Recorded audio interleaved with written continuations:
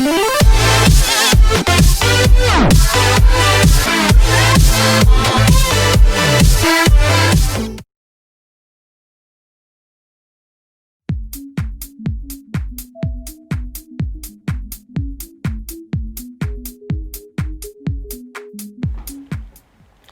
video ini, kita akan membahas mengenai penyiapan, penggunaan, dan pengamanan bahan kimia di laboratorium kimia. Seperti yang kita ketahui, bahwa di laboratorium kimia kita akan selalu berhubungan, akan selalu kontak, akan selalu menggunakan bahan kimia. Sehingga kita memerlukan pengetahuan mengenai bagaimana kita menyiapkan bahan kimia, kemudian menggunakan bahan kimia, dan bagaimana pengamanan, aspek-aspek pengamanan dari bahan kimia.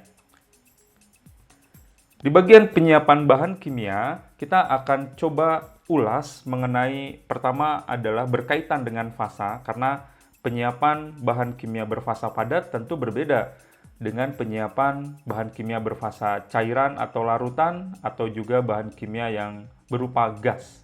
Ya. Sehingga setiap fasa tersebut memiliki karakteristik yang tentunya akan berbeda cara penanganannya. Yang kedua adalah mengenai penggunaan bahan kimia. Di bagian penggunaan bahan kimia, tentunya kita akan mengulas sedikit tentang bagaimana teknik laboratorium dan special condition yang diperlukan untuk penggunaan bahan kimia. Seperti misalkan kalau kita menggunakan bahan kimia yang memiliki sifat mudah menguap, maka kita harus lakukan dalam fume hood dan seterusnya. Ya. Dan yang terakhir adalah pengamanan bahan kimia. Ya, seperti kita ketahui, ada beberapa bahan kimia, ada cukup banyak bahan kimia yang memiliki fungsi ganda.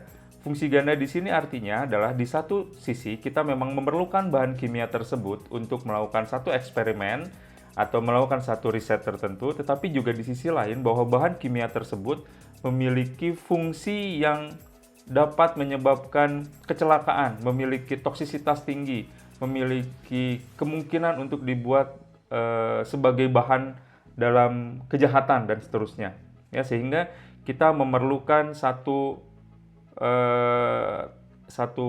aturan bagaimana kita dapat mengamankan bahan kimia tersebut. Oke, kita mulai dari bagian pertama. Bagian pertama adalah mengenai penyiapan bahan kimia. Penyiapan bahan kimia itu berkaitan dengan fasa dari bahan kimia tersebut, ya. Bahan kimia berupa padatan tentu akan berbeda cara dipreparasinya dengan bahan kimia berupa cairan atau larutan, apalagi dengan gas. Ya. Di laboratorium kita boleh jadi akan sering bertemu dengan bahan kimia berupa padatan, berupa cairan. Tapi kalau gas mungkin hanya di praktikum-praktikum tertentu, hanya di eksperimen-eksperimen tertentu, gitu ya. Atau bisa jadi kalau berupa gas itu ya merupakan hasil atau hasil samping dari reaksi kita, gitu ya. Tapi kalau misalkan bahan bakunya berupa padatan, mungkin agak jarang ya kalau di tingkat dasar itu agak jarang, gitu ya. Nah, bahan kimia berupa padatan ya tentunya kita harus memperhatikan beberapa aspek, ya. Jadi bahan kimia berupa padatan itu kemudian kita preparasi sebetulnya sederhana, yaitu dengan cara penimbangan, ya, dengan cara penimbangan. Nah, beberapa aspek terkait dengan penimbangan ini, pertama adalah neraca yang tepat. Jadi kapan kita menggunakan neraca yang terbuka, kapan kita menggunakan neraca yang tertutup. Nah, penggunaan neraca yang terbuka atau tertutup itu sangat tergantung sekali dari sifat bahan kimia yang ditimbang. Ya, sifat bahan kimia yang ditimbang. Ya, paling gampang adalah misalkan kalau misalkan bahan kimia tersebut, padatan tersebut itu bersifat higroskopis. Nah, kalau dia bersifat higroskopis tentu kita tidak boleh menggunakan neraca yang terbuka. Karena kemudian nanti akan uap-uap air yang ada di atmosfer sekitar, di udara sekitar itu akan terabsorpsi sehingga penimbangannya menjadi bias begitu. Ya, kalau kita lakukan penimbangan, maka angka yang ditunjukkan oleh neraca ini akan terus berubah. Berubahnya semakin berat. Itu membuktikan bahwa ada sejumlah uap air yang kemudian diadsorb oleh bahan kimia yang bersifat higroskopis tadi. Ya. Sehingga kalau kita mau melakukan penimbangan bahan kimia yang higroskopis, berapapun jumlahnya, maka kita gunakan neraca yang tertutup seperti gambar sebelah kiri ini. Ya, kita tidak boleh menggunakan neraca terbuka. Itu yang pertama. Yang kedua adalah apakah kita akan bekerja analitis atau tidak. Ya, kalau kita akan bekerja analitis, maka kita harus menggunakan neraca yang lebih teliti.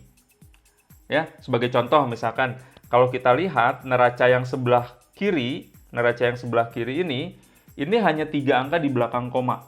Kalau dia satuannya gram, berarti dia hanya mampu mengukur sampai dengan 0,001 gram.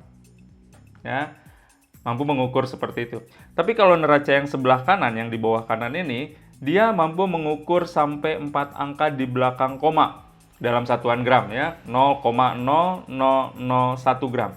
Artinya, dari sisi ketelitian, neraca yang sebelah kiri itu lebih baik dibandingkan neraca yang sebelah kanan yang berpenutup ini itu lebih baik dibandingkan neraca yang sebelah kiri. Ya, yang ini. Ya. Jadi, kita akan sesuaikan apakah kita bekerja analitis atau tidak. Ya, kalau tidak bekerja analitis, ya cukuplah. Misalkan kita hanya menimbang bahan baku, misalkan teman-teman yang mau melakukan eksperimen atau riset mengisolasi metabolit sekunder misalkan, begitu ya. Bahan bakunya ditimbang misalkan sekian ratus gram. Ya, itu tidak perlu kemudian kita menggunakan neraca yang sebelah kanan, tidak perlu. Ya, cukup menggunakan neraca yang sebelah kiri, kan begitu ya. Tetapi kalau misalkan kita akan membuat satu larutan baku, misalkan larutan standar, misalkan kita mau membuat larutan kita membuat deret standar, misalkan larutan metilen biru 1000 ppm, maka mau tidak mau kita harus menggunakan neraca yang sebelah kanan, karena kita akan bekerja analitis. Walaupun kita tahu bahwa misalkan metilen biru itu adalah satu bahan yang stabil, artinya dia tidak higroskopis misalkan. Nah, itu tetap saja karena kita akan bekerja secara analitis, tetap saja kemudian kita harus menggunakan neraca yang jangkauan timbangannya lebih baik, begitu ya. Jangkauan timbangannya lebih baik, begitu ya. Nah, aspek lainnya adalah mengenai secara teknis kondisi timbangan tersebut, ya, kondisi timbangan tersebut, ya. Jadi yang namanya alat apapun sebetulnya ya, bukan hanya neraca, bukan hanya timbangan. Prinsip di laboratorium itu adalah ready to use. Ready to use itu artinya siap digunakan. Artinya begini. Coba kita biasakan bahwa setiap akan menggunakan peralatan dan sudah menggunakan peralatan, itu peralatan selalu dalam keadaan bersih. Ya, selalu dalam keadaan bersih. Ya. Jadi kalau misalkan kita akan menggunakan peralatan, misalkan neraca begitu ya, maka sebelum kita menggunakan neraca, pertama diperiksa dulu bagaimana kondisi neracanya. Ya. Apakah sudah pada level yang tepat? Karena setiap neraca pasti ada water pass-nya. Ya, ada water pass-nya. Dilihat dulu apakah sudah pada kondisi level penyimpanan yang tepat. Kalau sudah tepat, maka lihat lagi kondisi neracanya apakah dalam keadaan bersih atau tidak. Begitu ya. Nah, karena neraca ini neraca elektronik, ketika ada kotoran yang mengganggu sensornya, itu bisa jadi akan menimbulkan error pada pembacaannya. Ya, pada pembacaannya. Nah, hal-hal semacam itu kita perlu perhatikan. Karena kalau kita bekerja analitis, apalagi bekerja analitis, maka kondisi pengukuran yang kurang tepat akan menyebabkan hasil analisis juga yang menjadi kurang tepat juga. Gitu ya. Nah, itu dua hal tersebut tolong diperhatikan ya. Nah, makanya setiap alat itu kemudian biasanya dilengkapi dengan logbook. Ya. Logbook itu adalah di sana saudara bisa menuliskan mengukur apa, kapan mengukurnya, siapa yang mengukurnya, kemudian mengukur apa, hasil pengukurannya bagaimana, dan seterusnya. Sehingga ketika terjadi satu error, satu kesalahan, maka bisa dirunut, gitu ya, bisa dirunut. Ya, itu bahan kimia berupa padatan. Jadi kalau bahan kimia berupa padatan nggak terlalu susah. Nah, kemudian yang selanjutnya masih berupa padatan, kalau kita mau menimbang, maka sampel yang akan kita timbang itu disimpan di mana, kan begitu ya? Disimpan di mana? Nah, yang pertama kita bisa menggunakan botol timbang. Ya, di laboratorium bisa tersedia botol timbang. Ya, biasanya bahannya terbuat dari polipropilen, ukurannya disesuaikan begitu ya. Kalau dulu-dulu itu kita bisa menggunakan botol kanister film. Ya, jadi kalau masih di fotografi analog gitu ya, dia menggunakan film, biasanya roll filmnya itu disimpan pada botol kanisternya gitu ya. Nah, botol kanister bekas film itu sebetulnya bisa digunakan untuk botol timbang. Ya, botol timbang karena dia kedap udaranya juga bagus, terbuat dari propilen, dan itu cocok sekali sebetulnya untuk digunakan sebagai botol timbang, apalagi menimbang dengan jumlah yang sedikit misalkan gitu ya. Yang kedua bisa menggunakan misalkan kertas timbang gitu ya. Menggunakan kertas timbang itu semisal dengan kertas saring, tetapi memang dia khusus untuk penimbangan, sehingga ketika satu padatan itu ditaruh di atas kertas timbangnya, kemudian ketika dipindahkan ke wadah lain itu tidak menyisakan padatan di permukaan kertas tersebut. Kalau kertas saring itu bisa jadi menyisakan padatan di permukaan kertasnya. Nah, kertas timbang tidak, memang dia didesain khusus untuk menimbang padatan, begitu ya, menimbang padatan. Yang berikutnya adalah menggunakan alat-alat gelas. Nah, ini bisa juga menggunakan alat gelas, tetapi perlu diingat bahwa alat gelas itu sebetulnya bukan untuk wadah penimbangan, begitu ya. Mungkin alat-alat gelas yang ukurannya kecil seperti kaca arloji itu bisa digunakan untuk menimbang bahan kimia. Tetapi kalau saudara misalkan menggunakan gelas kimia 1000 ml, itu kan juga kurang bagus juga begitu ya. Karena apa? Karena timbangan ini, neraca digital ini, dia memiliki range penimbangan ya. Misalkan kalau yang sebelah kiri ini dari 0,001 gram sampai dengan 300 gram misalkan. Ya. Sehingga kita harus tahu dulu nih, kalau misalkan bobot atau berat sampel yang akan kita timbang melebihi dari kapasitas penimbangan timbangan ini, neraca ini, maka dia akan menjadi error juga. Ya, maka usahakan mengenai wadah zatnya itu disesuaikan saja. Ya, wadah zatnya kita bisa sesuaikan. Ya.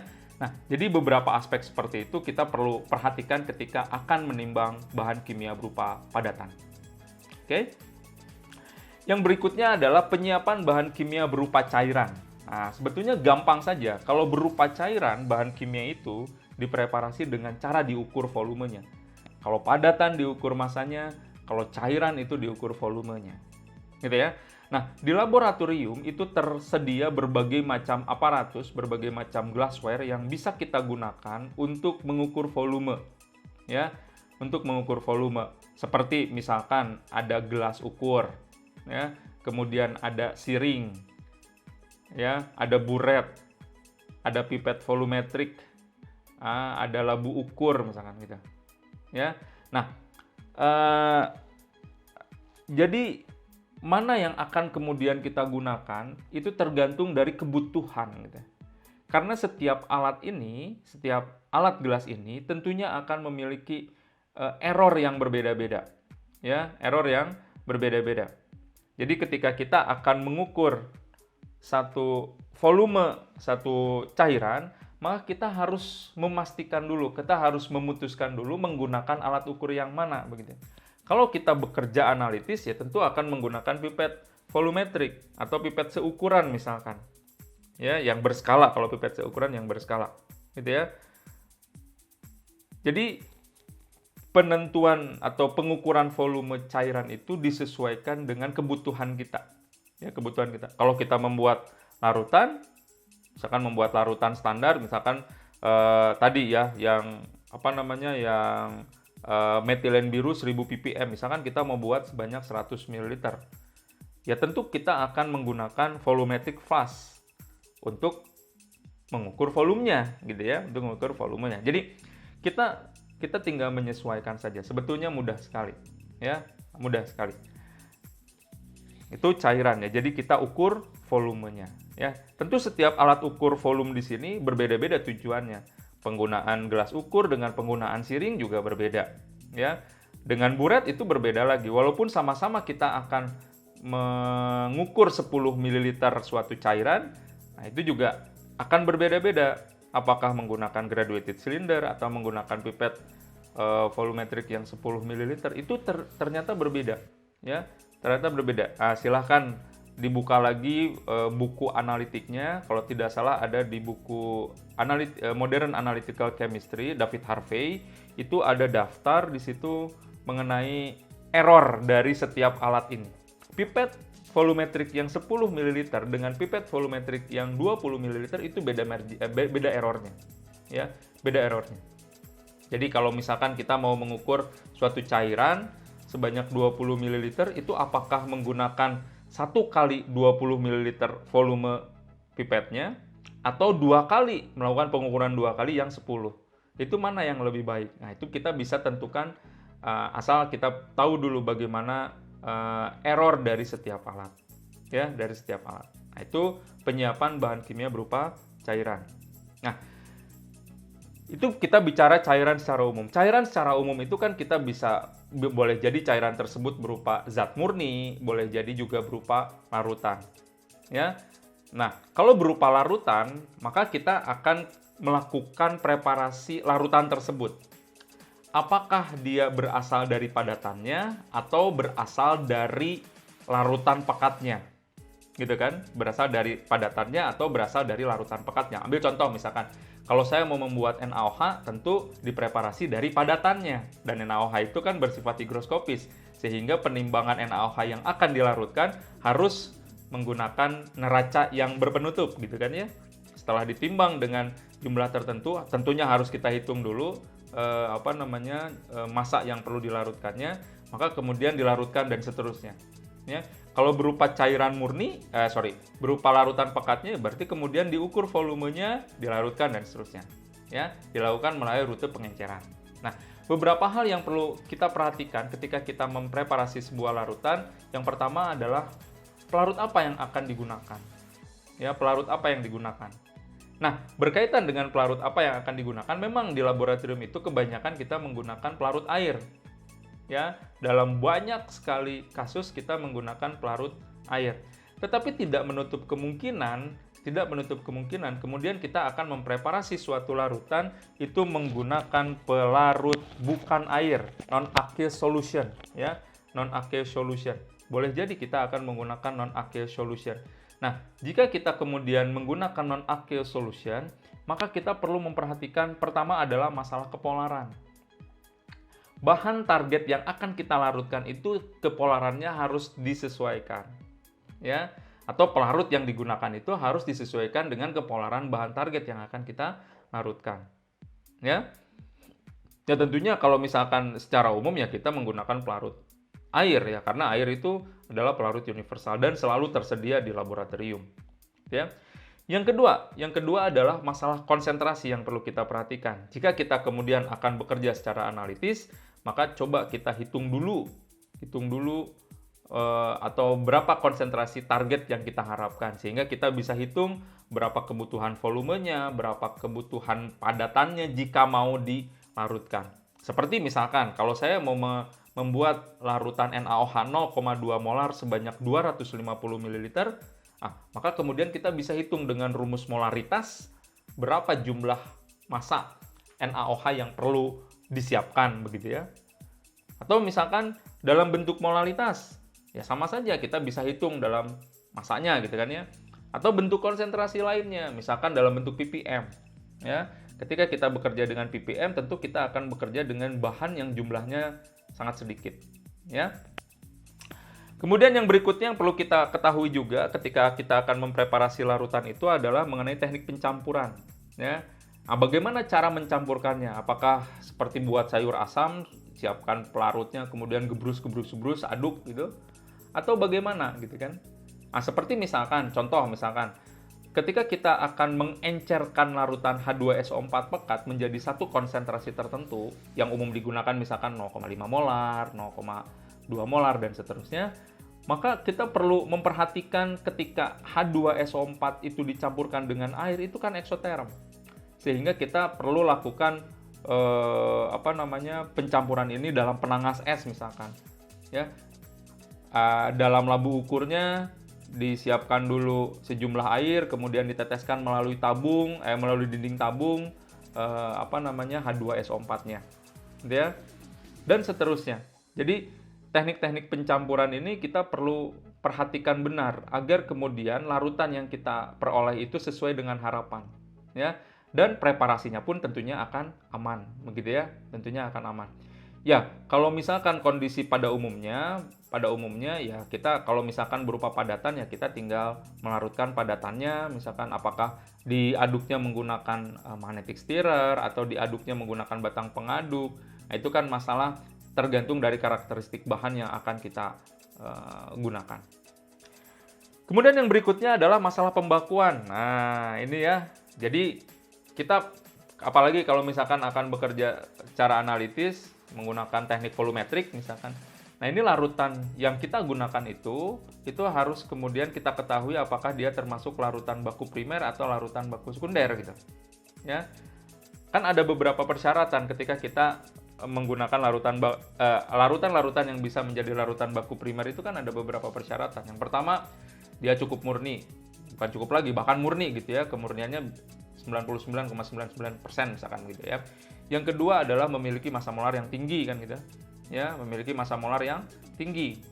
Kenapa memiliki massa molar yang tinggi? Karena ketika ditimbang maka margin error-nya menjadi kecil gitu. Ya. Kemudian yang ketiga adalah stabil gitu. Ya, stabil.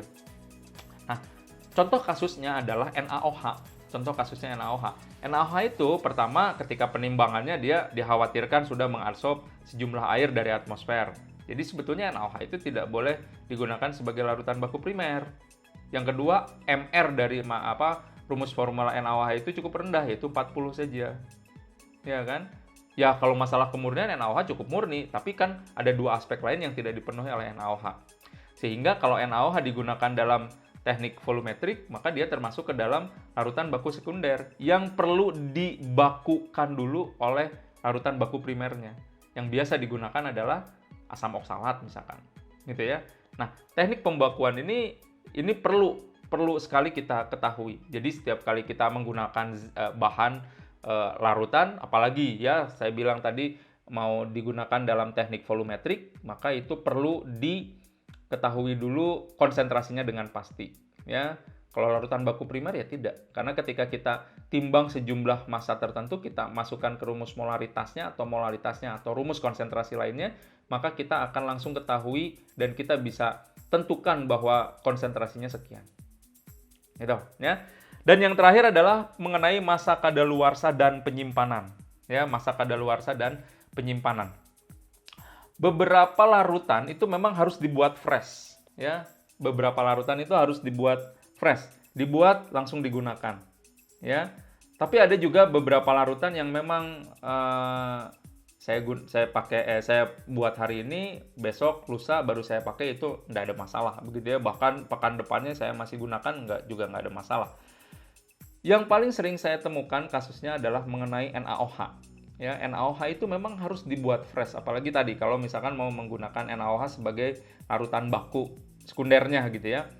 Itu memang saya pernah eksperimen di laboratorium, ada automatic titrator, itu NaOH itu memang konsentrasinya akan berubah ketika disimpan dalam jangka waktu tertentu gitu. Ya, dalam jangka waktu tertentu. Artinya NaOH tersebut mengalami kerusakan. Yang lainnya adalah mengenai wadah penyimpanan. Wadah penyimpanan, misalkan saya pernah bekerja dengan larutan kalium permanganat KMnO4. Seperti kita ketahui bahwa KMnO4 itu adalah satu larutan KMnO4 itu akan rusak ketika misalkan terpapar oleh cahaya. Karena dia akan mengalami reduksi menjadi MnO2 misalkan atau Mn2+ gitu ya. Nah, hal-hal semacam ini perlu kita ketahui. Sehingga ketika kita menyimpan larutan tersebut itu pada wadah yang proper gitu. Ditutup dengan tepat. Misalkan kalau KMnO4 itu harus pada botol gelap, ya kita simpan pada botol gelap. Kalau misalkan larutan basa seperti NaOH misalkan harus disimpan pada botol plastik, ya kita menggunakan botol plastik. NaOH jangan sampai kemudian larutan NaOH apalagi larutan pekatnya disimpan dalam botol gelas. Hal-hal semacam itu kita perlu ketahui gitu ya.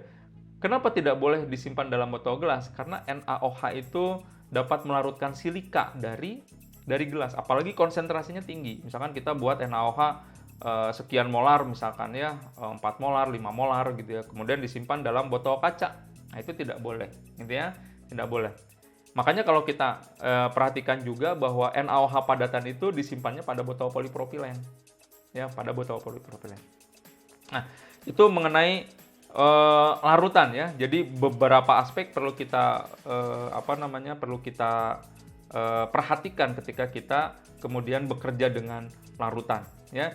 Tentunya ketika kita melakukan eksperimen, kita ingin mendapatkan hasil yang baik begitu ya. Dan salah satu aspeknya adalah hal-hal kecil semacam ini kita perlu perhatikan. Jangan sampai kemudian kita melakukan eksperimen, hal-hal kecil seperti ini diabaikan ketika melakukan analisis terhadap eksperimen tersebut, ternyata ada banyak kekeliruan. Gitu ya. Dan yang terakhir adalah penyiapan bahan kimia berupa gas. Gampangnya tinggal pakai aja. Ya, gampangnya begitu. Ya.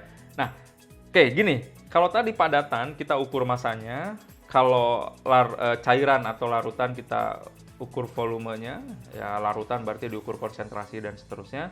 Kalau gas itu kita perhatikan tekanannya, ya kita perhatikan tekanannya. Ya. Jadi sebetulnya kalau gas tadi prinsip dasarnya tinggal pakai aja. Nah, apa yang perlu kita perhatikan? Gas ini biasanya adalah gas bertekanan, tekanannya tinggi, ya tekanannya tinggi. Nah, maka kemudian beberapa hal yang perlu kita perhatikan ketika kita menggunakan gas adalah mengenai ketika katup gas ini dibuka, maka gas akan keluar dengan tekanan yang cukup tinggi. Nah, itu yang perlu kita perhatikan. Jangan sampai kemudian ketika kita membuka katupnya, peralatan kita yang lain belum siap, sehingga bisa terjadi lontaran, begitu ya. Nah, sebetulnya safety-nya, biasanya kalau gas itu dia safety-nya itu menggunakan beberapa katup gitu ya, menggunakan beberapa katup. Ya. Jadi untuk sampai kemudian gas tersebut kita gunakan dalam reaksi kita, biasanya kita menggunakan beberapa katup, membuka beberapa katup. Itu untuk safety-nya. Ya, untuk safety-nya. Ya. Nah, jadi di sini misalkan ada dua katup nampaknya ya. Jadi katup dari yang barometer yang sini mengukur tekanan di dalam gitu ya, barometer yang kedua itu mengukur tekanan yang keluarnya begitu, sehingga kita bisa atur flow-nya, ya. Jadi kita tinggal sederhananya begitu, tinggal pakai saja, gitu ya, tinggal pakai saja. Oke. Nah, itu barusan kita bagian pertamanya itu mengenai penyiapannya ya, penyiapannya. Sekarang kita coba akan masuk ke bagian kedua adalah mengenai penggunaan bahan kimia, ya. Ada 6 hal yang ingin saya jelaskan mengenai penggunaan bahan kimia. Pertama adalah ketika bahan kimia digunakan itu kita harus menggunakan peralatan gelas yang bersih. Ya. Yang kedua adalah peralatan gelas yang sesuai dengan penggunaannya. Yang ketiga jenis dan sifat bahan kimia itu sendiri. Yang keempat rekayasa atmosfer menggunakan fume hood salah satunya. Yang kelima perlu kita perhatikan adalah mengenai paparan bahan kimia. Dan yang keenam mengenai jumlah bahan yang digunakan. Less is better. Yang pernah saya jelaskan pada yang lalu, gitu ya. Oke, sekarang kita lihat satu-satu. Nah, jadi ketika kita akan melakukan eksperimen, maka tolong perhatikan peralatan glassware yang kita gunakan di laboratorium itu dalam keadaan bersih, ya, dalam keadaan bersih. Ya, jadi perhatikan dulu. Ya, apalagi misalkan kalau kita melakukan eksperimen yang tadi yang analitis, kemudian melakukan eksperimen menggunakan mikroba, itu memang benar-benar glassware yang kita gunakan itu harus bersih banget, ya, bebas kontaminan. Nah, makanya tadi prinsip dasarnya adalah ready to use.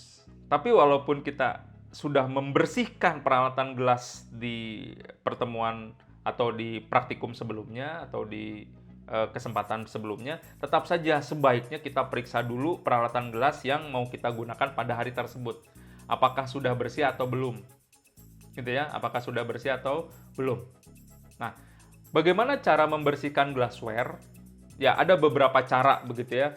Kalau misalkan kita bekerja dengan bahan kimia yang umum gitu ya, misalkan larutan-larutan berpelarut air ya, sebetulnya gampangnya adalah tinggal gunakan air saja, bilas menggunakan air dan keringkan, selesai gitu ya.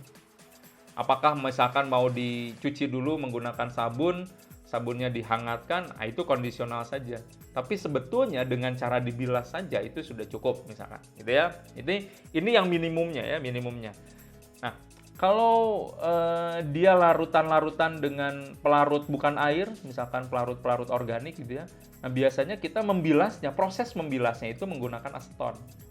Tujuannya apa? Tujuannya adalah untuk kemudian dapat melarutkan barangkali masih ada sisa-sisa larutan yang masih menempel pada dinding tabung atau dinding glassware-nya.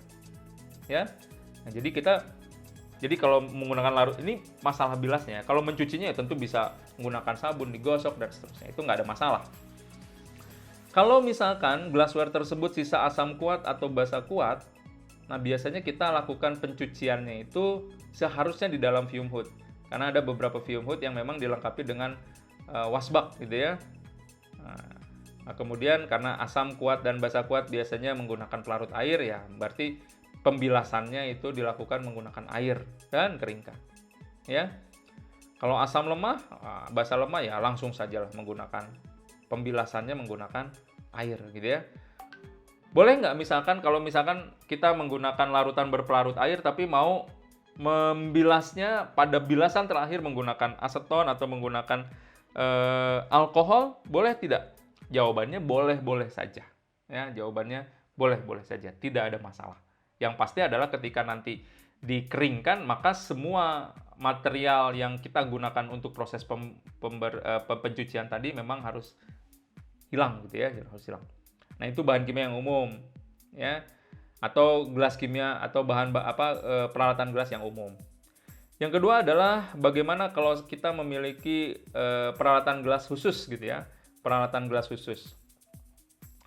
Kalau misalkan kita menggunakan peralatan gelas khusus dan glassware tersebut digunakan untuk senyawa-senyawa organik, ya cuci dan bilasnya itu memang menggunakan pelarut yang cocok gitu. Ya, pelarut yang cocok. Kalau kita bekerja dengan heksan atau dengan sikloheksan, benzen gitu ya, gunakanlah pelarut-pelarut yang tepat. Ya, untuk mencucinya, untuk membilas, cuci dan bilasnya. Ya. Ya, kalau perlu digosok ya gosok pakai koas gitu ya, pakai sikat gitu ya. Kemudian bilas menggunakan air. Jadi pertamanya menggunakan pelarut yang cocok dulu, kemudian disikat menggunakan sabun, kemudian dibilas menggunakan air gitu ya, dan dikeringkan. Ya, jika perlu setelah bilas menggunakan air sebelum dikeringkan, misalkan mau digunakan juga aseton atau tadi menggunakan alkohol, itu nggak ada masalah. Ya. Nah, kemudian buret. Nah, ini buret nih. Perhatikan nih, buret adalah peralatan gelas yang cukup sering kita gunakan di laboratorium untuk analisis volumetrik, ya, untuk analisis volumetrik. Nah, ketika mencuci buret, maka pastikan kerannya itu terbuka dulu gitu ya. Jadi buka tutup kerannya itu kita bisa atur kan, betul ya. Jadi ketika kita mau mencuci, jika memungkinkan digosok gitu ya, nah itu kerannya dalam keadaan terbuka begitu ya. Atau misalkan kalau kerannya bisa dibuka secara keseluruhan begitu ya, ya buka aja secara keseluruhan sehingga tidak menghambat, tidak menyumbat, atau ada sumbatan-sumbatan di lubangnya itu bisa kita bersihkan juga gitu ya. Nah, itu kemudian dibilas menggunakan air sampai bersih. Kalau misalkan kita bekerja dengan pipet atau volumetric flask, maka biasanya kalau diperlukan itu direndam dulu ya, direndam dulu selama semalam misalkan dalam sabun misalkan gitu. Itu untuk kemudian mencuci. Misalkan kita menggunakan digunakan sebelumnya untuk mengukur bahan-bahan yang menyebabkan si peralatan gelas tersebut menjadi kusam misalkan, seperti organic dye gitu ya, karena dikhawatirkan ada sisa organic dye yang menempel pada bagian dalam dinding glassware tersebut ya. Nah, itu bisa kita rendam dulu gitu ya, bisa kita rendam dulu dan kemudian dicuci menggunakan sabun lalu dibilas menggunakan air sampai bersih ya. Nah, yang hal-hal seperti ini tuh perlu kita perhatikan. Pak, sama aja Pak, yang penting bersih. Iya, betul. Tetapi ketika kita bekerja secara analitis, adanya kontaminan yang tertinggal pada glassware itu menyebabkan hasil pengukuran kita menjadi bias, menjadi kacau juga gitu ya. Oke, jadi perlu kita perhatikan mengenai bagaimana kita membersihkan glassware ya. Nah, yang berikutnya adalah mengenai peralatan gelas ya, mengenai peralatan gelas. Nah, kalau saya bagi peralatan gelas itu di laboratorium, kita bagi menjadi 3 kelompok besar ya, menjadi 3 kelompok besar. Pertama, ada peralatan gelas yang digunakan untuk penyimpanan bahan kimia. Yang kedua, ada peralatan gelas yang digunakan untuk mengukur. Dan yang ketiga, ada peralatan gelas yang digunakan dalam proses. Dia bukan merupakan suatu alat gelas yang digunakan untuk menyimpan, bukan juga untuk mengukur, tapi digunakan dalam proses. Contoh misalkan, kalau yang digunakan untuk menyimpan bahan, misalkan adalah tabung reaksi misalkan. Ya, tabung reaksi. Ya. Karena dia bukan untuk mengukur. Ya, tabung reaksi kita boleh menyimpan dalam sejumlah kecil tertentu untuk beberapa saat, itu boleh. Ya, boleh. Gelas kimia juga hati-hati. Gelas kimia itu bukan suatu alat gelas untuk mengukur ya. Walaupun di gelas kimia itu ada skalanya. Ada skalanya, tapi bukan berarti kemudian kita gunakan untuk mengukur, karena pasti kesalahannya akan cukup besar. Ya, Erlenmeyer itu digunakan untuk menyimpan. Ya, untuk menyimpan. Kemudian ada peralatan gelas yang digunakan untuk mengukur. Peralatan gelas yang digunakan untuk mengukur seperti yang tadi saya informasikan, ya. Buret, gelas ukur, pipet volumetrik dan seterusnya, itu adalah peralatan gelas yang digunakan untuk mengukur. Ya, peralatan gelas yang digunakan untuk mengukur. Yang ketiga adalah peralatan gelas yang digunakan dalam proses. Contohnya misalkan adalah corong. Itu kan peralatan gelas juga, tetapi tidak digunakan untuk menyimpan atau tidak digunakan untuk mengukur. Ya, kondensor, nah, itu juga sama. Ya, labu dasar bulat. Nah, itu juga peralatan gelas, bukan untuk nyimpen lah. Labu dasar bulat bagaimana mau disimpan ya? Nah, dia akan tidak stabil kan ya. Labu dasar bulat itu peralatan gelas yang digunakan dalam proses. Ya. Dalam proses, misalkan saudara melakukan reflux, ya kita menggunakan labu dasar bulat gitu, ya menggunakan labu dasar bulat.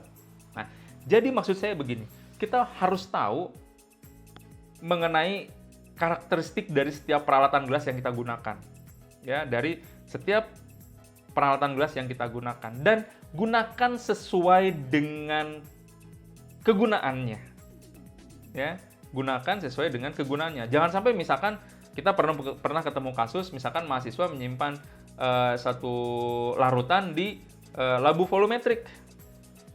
Itu salah itu. Labu volumetrik itu saudara pakai, kemudian setelah didapatkan larutan dengan konsentrasi tertentu, larutan itu dikeluarkan dan disimpan pada wadah yang tepat gitu. Bukan berarti kemudian disimpan di situ gitu. Ya, bukan berarti disimpan di situ. Ya. Jadi kita harus menggunakan peralatan gelas sesuai dengan memang fungsinya untuk apa gitu. Ya, fungsinya untuk apa. Ya. Jadi perhatikan hal-hal semacam ini, ya. Nah, yang berikutnya adalah mengenai jenis dan sifat bahan kimia. Ya, jenis dan sifat bahan kimia. Nah, yang pertama adalah oksidator ya. Tentunya kalau suatu bahan kimia yang memiliki sifat dapat mengoksidasi ini, kita perlu perhatikan benar siapa lawannya dalam tanda petik, ya. Siapa lawannya? Ya, apakah misalkan dia satu zat juga yang reduktor juga? Karena oksidator itu mudah mengoksidasi bahan lain. Seperti KMNO4 itu kita perlu perhatikan benar, ya. Asam nitrat juga sama, dia sudah bersifat asam kuat, kemudian dia juga bersifat oksidator. Yang kedua adalah ketika kita gunakan itu, perhatikan juga apakah bahan-bahan tersebut bersifat higroskopis atau stabil atau tidak di udara. Gitu ya. Kalau tidak stabil harus bagaimana? Kalau dia stabil ya berarti bisa kita langsung pakai. Ya. Kemudian bahan-bahan kimia juga yang mudah menguap, kalau seperti ini maka kita perlu menyimpan atau melakukan eksperimen menggunakan bahan kimia tersebut pada satu tempat yang sudah kita rekayasa atmosfernya, yaitu fume hood. Karena kalau digunakan pada ruangan terbuka, apalagi kita hanya menggunakan masker biasa saja, dikhawatirkan kemudian bahwa bahan-bahan kimia tersebut bisa masuk ke dalam tubuh kita melalui jalur respirasi. Nanti saya jelaskan. Ya.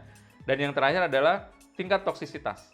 ya, tingkat toksisitas. Jadi tingkat toksisitas perlu kita ketahui juga sehingga kita akan lebih aware terhadap apa yang kita kerjakan karena berkaitan dengan bahan, ya. Nah, jadi jenis dan sifat bahan kimia kita perlu perhatikan sebelum kemudian kita melakukan eksperimen, ya. Maka ketika kita akan melakukan eksperimen, maka sudah menjadi satu kewajiban bagi siapapun yang melakukan eksperimen menggunakan bahan kimia adalah mengetahui sifat dan karakteristik bahan kimia tersebut.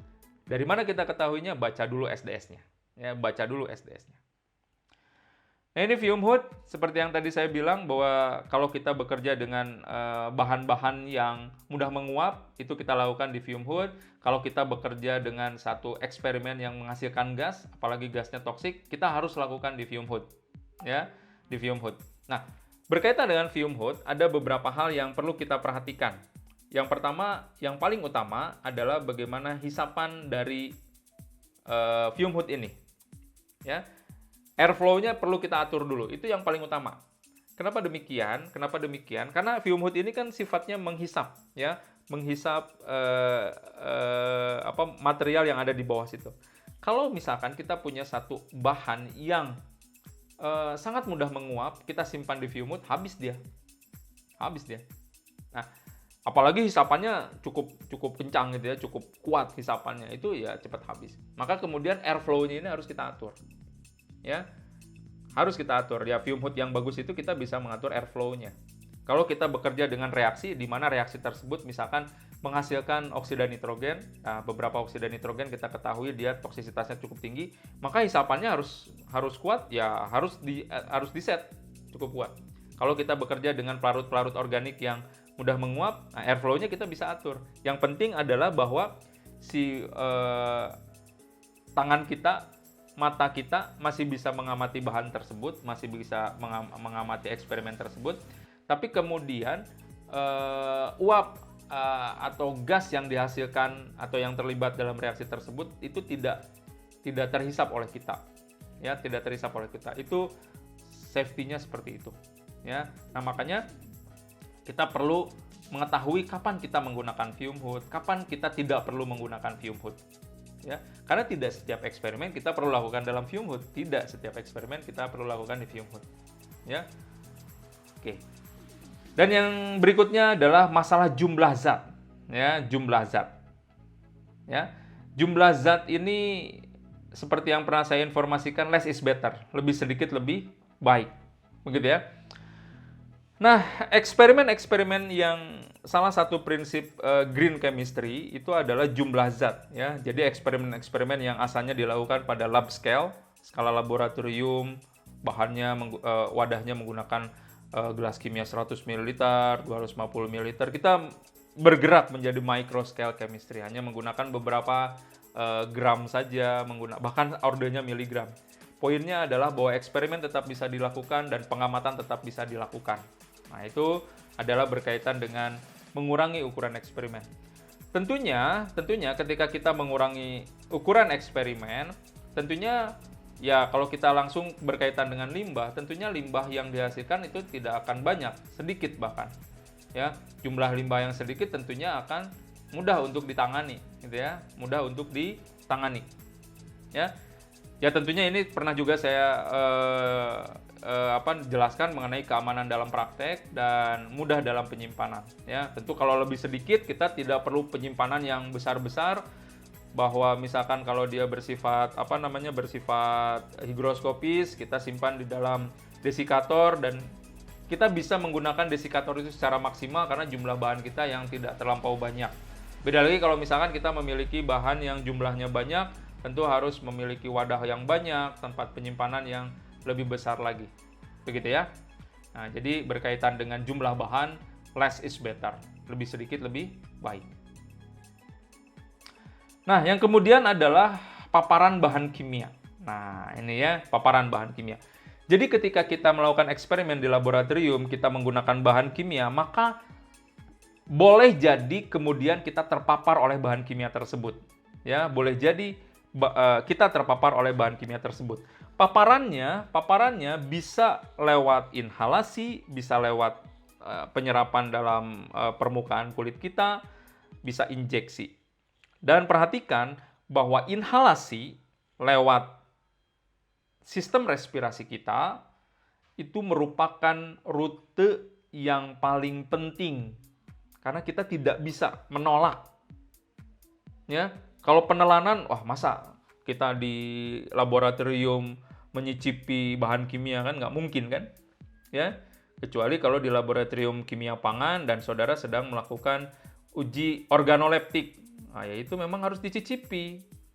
Gitu ya. Tapi kalau di laboratorium secara umum kan nggak mungkin saudara nyicipin asam sulfat, nyicipin benzen, nggak mungkin kan? Jadi lewat jalur mulut, oral, itu bisa jadi tidak terjadi lah gitu ya. Kemungkinan terjadinya sangat sedikit sekali. Atau bahkan mungkin nggak mungkin ya. Lewat mata juga, mata kita itu cukup refleks. Kalau ada benda asing mau masuk ke mata, mata kita akan segera menutup, merem kan? Iya kan? Nah, jadi dalam tanda kutip ya cukup aman. Apalagi kalau kita bekerja di laboratorium menggunakan goggles, nah, itu aman. Apalagi menggunakan face shield gitu ya, itu aman lagi kan gitu ya, aman lagi. Ya, jadi lewat penelanan juga nggak mungkin, lewat mata juga kemungkinannya kecil gitu kan ya. Nah, kemudian lewat permukaan kulit, nah ini juga mungkin ini. Apalagi kalau misalkan kita bekerja misalkan menggunakan jas laboratoriumnya yang tangan pendek, untuk yang laki-laki ya, kalau perempuan kan harus pakai tangan panjang misalkan, kemudian kita tidak menggunakan glove, ya kemungkinan tangan kita terciprat dan seterusnya itu memungkinkan. Tetapi hati-hati, kalau lewat inhalasi, lewat sistem respirasi kita, kalau kita cuma mengandalkan masker saja, itu masih banyak gas yang bisa masuk ke dalam tubuh kita. Sehingga ya tadi, tujuan kita menggunakan fume hood itu adalah untuk merekayasa atmosfer supaya kemudian aman kita menghirup udara yang memang bersih, selalu bersih di laboratorium. Sehingga gas-gas yang dihasilkan atau uap-uap zat kimia yang dihasilkan itu langsung diserap, langsung dihisap oleh fume hood. Nah, jadi perhatikan bahwa zona pernafasan adalah zona paling penting yang perlu kita lindungi. Karena ya tadi itu, problemnya adalah bahwa dia bisa masuk bahan kimia dengan mudah. Begitu ya. Nah, ini adalah rute paparan bahan kimia yang perlu diperhatikan ketika kita bekerja di laboratorium.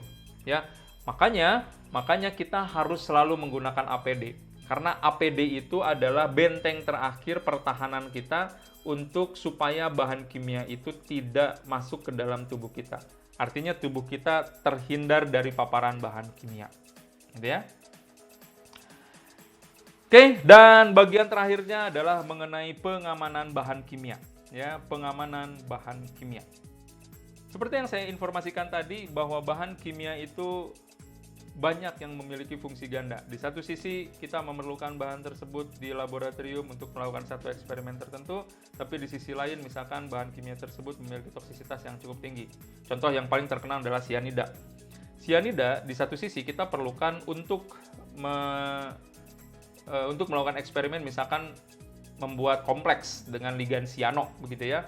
Nah, sumber sianidanya kan biasanya dari natrium sianida, dari kalium sianida, dan seterusnya.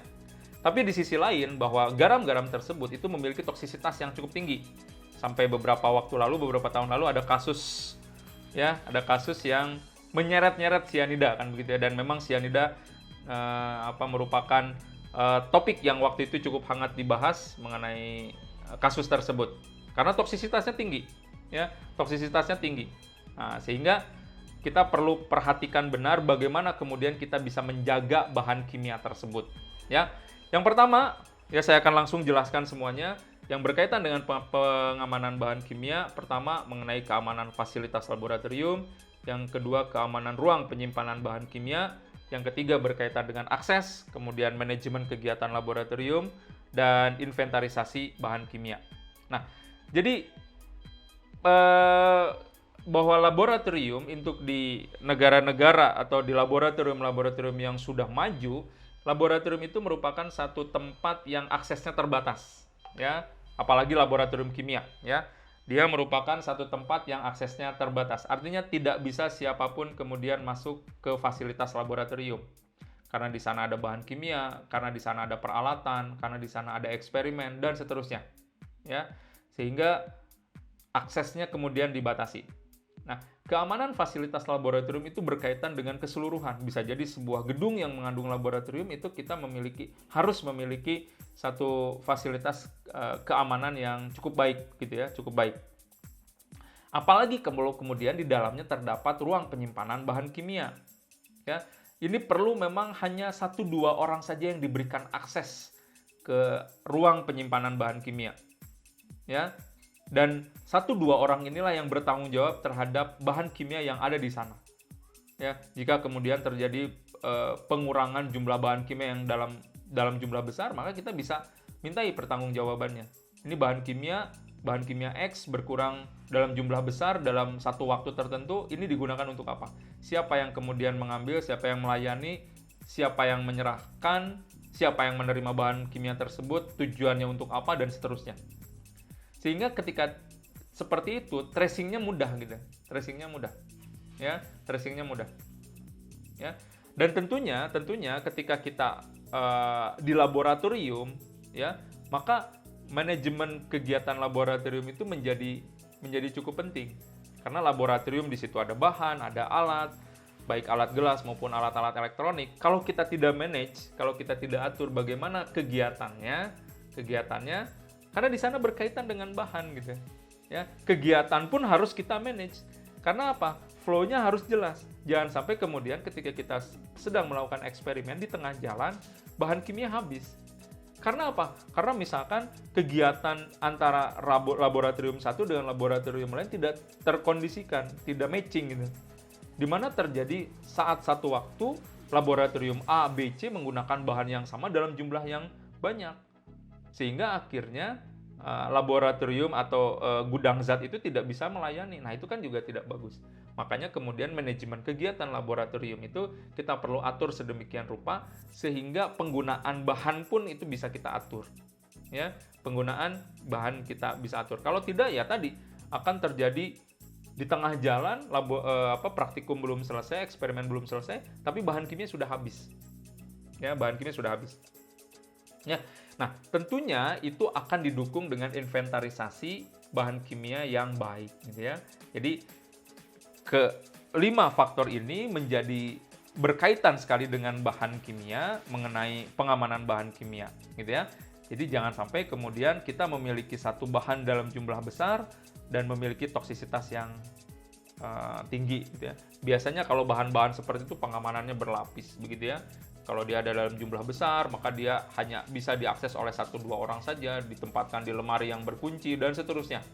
Ya, dan seterusnya. Ya. Nah, jadi aspek-aspek pengamanan bahan kimia sebetulnya banyak sekali, tapi poin-poin pentingnya adalah seperti itu. Poinnya adalah yang nomor 3 sebetulnya, akses. Ya, poinnya adalah mengenai akses. Ketika kita tidak membatasi akses, siapapun bisa mengakses laboratorium, siapapun bisa mengakses ruang zat, maka hal-hal yang tidak diinginkan mungkin terjadi. Tapi kalau kemudian kita bisa membatasi orang-orang yang masuk ke lab, kemudian memberi tanggung jawab pada 1-2 orang personil yang bertanggung jawab terhadap zat, itu akan sangat baik sekali. Nah, sehingga bahan kimia kita tetap secure, ya, tetap aman. Ya. Nah, jadi itu adalah hal-hal yang perlu kita perhatikan berkaitan dengan preparasi, penggunaan, dan penyiapan pengamanan bahan kimia. Terima kasih. Assalamualaikum warahmatullahi wabarakatuh.